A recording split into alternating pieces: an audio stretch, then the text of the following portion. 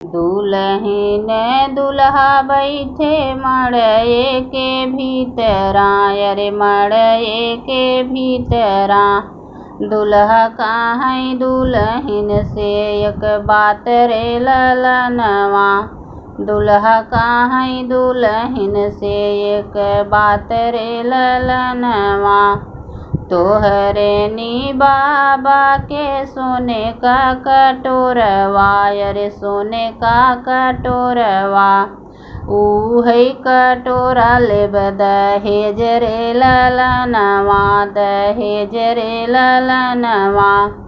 उहै कटोरा लेब दहेज रे ललनवा, दहेज रे ललनवा।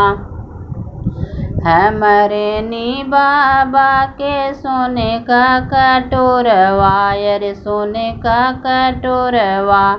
ओहमे भैया हमरा पियथन दूध रे ललनवा, अरे दूध रे ललनवा। ओहमे भैया हमरा पियथे दूध रे ललनवा, अरे दूध रे ललनवा। दुल्हा दुल्हन बैठे मड़वा के भीतरा, अरे मड़वा के भीतरा। दुल्हे कहनी एक बात रे ललनवा, एक बात रे ललनवा।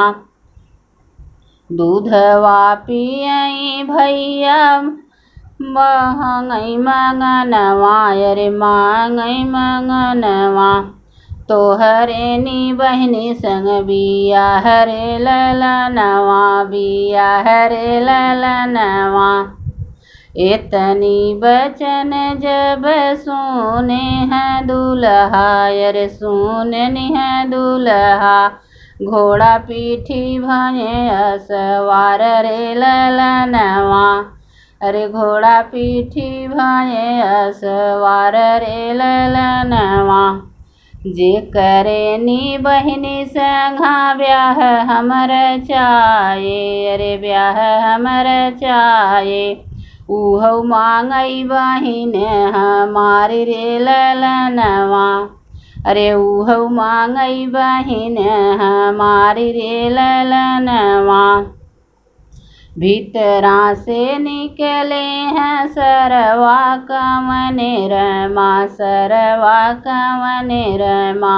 सुना जी जाया रज हमारी रे ललनवा, अरे सुना जी जाया रज हमारी रे ललनवा। तोह हमरी नी बहिनी से करत बियाहवा, अरे करत बियाहवा। के मांगत बहिन तोहारी रे ललनवा, अरे के हो मांगत बहिन तोहारी रे ललनवा। दुल्हन दुल्हा बैठे मड़उआ, अरे बैठे मड़उआ। दुल्हन से दुल्हा काहै एक बात रे ललनवा, एक बात रे ललनवा।